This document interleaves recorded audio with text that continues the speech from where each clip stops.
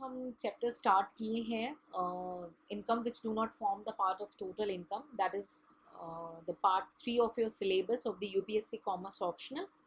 और आज हम सबसे पहला टॉपिक जो यहाँ पे स्टडी करेंगे वो करेंगे एग्जेम्पशन और डिडक्शन का डिफरेंस। यूपीएससी में कई बार ये क्वेश्चन आ चुका है, सो अंडरस्टैंडिंग बहुत ज़्यादा इंपॉर्टेंट है।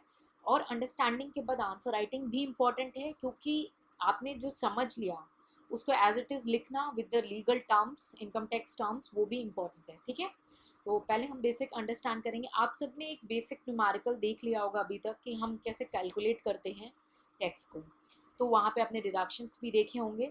तो अभी हम पहले कॉन्सेप्ट को डिस्कस करते हैं। एग्जेम्पशन क्या है? एग्जेम्प्ट यानी बाहर, ये टोटल इनकम का पार्ट ही नहीं बनते हैं। डिडक्शन जो है वो पहले टोटल इनकम का पार्ट बनते हैं और फिर उसको रिड्यूस करते हैं, प्रोवाइडेड कुछ जो पर्टिकुलर सेक्शन में कंडीशंस है वो कंडीशन सेटिस्फाइड हो जाएंगी तो डिडक्शन अलाउड हो जाता है। ठीक है, सेक्शन एग्जेम्पशन जो है हमारा सेक्शन 10 में कवर होता है और डिडक्शन जो है हमारे एक सेपरेट चैप्टर में अलाउड होता है 6A में।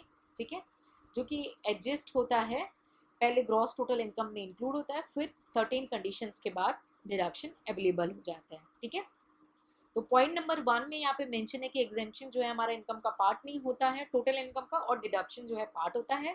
पॉइंट नंबर 2 में सेक्शन बताया गया कि एग्जेम्पशन सेक्शन 10 में डील करता है और डिडक्शन जो है चैप्टर 6A में डील करता है।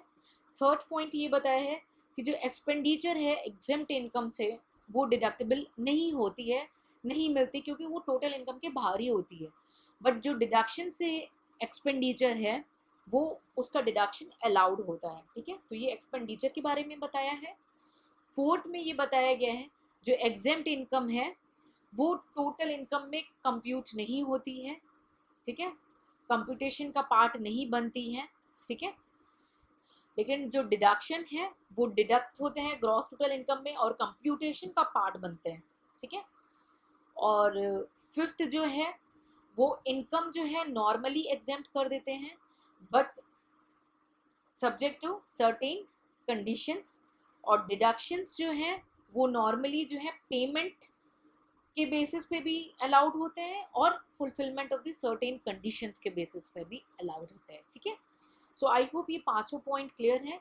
छठा पॉइंट जो आपको मैंने बताया कि आप एक एग्जाम्पल दे दो एग्जाम में, तो आपको वैल्यू एडिशन ये हो जाएगा कि आप एक बेसिक सा एग्जाम्पल दे दो कि एक इंडिविजुअल है, उसको देखिए, ये आपको और अच्छे से एग्जाम्पल तब क्लियर होगा जब हम ना एकदम एंड ऑफ द सिलेबस आ जाएंगे और इंडिविजुअल की फुल फ्लेज इनकम कैलकुलेट करेंगे। सो यहाँ पे एक ब्रीफ आइडिया दे देंगे कि आप बस एग्जाम्पल में ये दे दो कि एक इंडिविजुअल है, ठीक, फिर वो रेसिडेंट है इंडिया का, ठीक है, रेसिडेंट एंड ऑर्डिनरी रेसिडेंट, एकदम फुल फ्लेज इनकम टैक्स का न्यूमेरिकल बना लो ताकि एग्जामिनर जब पेपर चेक करे तो वो ये देखे कि आप केवल ये चैप्टर नहीं पढ़ के आपको फुल इनकम टैक्स पे कमांड है। ठीक है, तो उसको कहीं मार्क्स काटने का मौका ही नहीं मिले, इवन वो प्लस करने का सोचे।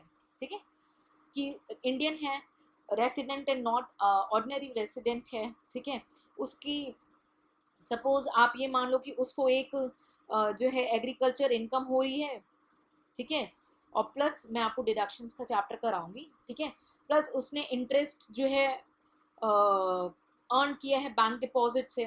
ठीक है, तो आपको, ठीक, उसको बैंक डिपॉजिट से इंटरेस्ट आप XYZ कोई भी अमाउंट वहाँ पे मेंशन कर दो। ठीक, फिर उसकी इनकम क्या होगी, कैसे कैलकुलेट होगी, तो ये जो एग्रीकल्चर इनकम हो रही है उसको ये एज्यूम कर रहे हैं कि एग्रीकल्चर की डिफिनीशन सेटिस्फाई कर रही है। ठीक, एग्रीकल्चर की डिफिनीशन सेटिस्फाई। अब देखना ये है कि क्वेश्चन कितने मार्क्स का है। सपोज क्वेश्चन मार्क्स बहुत ज़्यादा 15 मार्क्स का कैरी करे तो आपको बहुत ज़्यादा एलोबरेट करना पड़ जाएगा। फिर एग्रीकल्चर इनकम की ना एक्सप्लेनेशन दे देना कि एग्रीकल्चर इनकम क्या है, वो जो दो कंडीशंस हैं वो बता देना आप।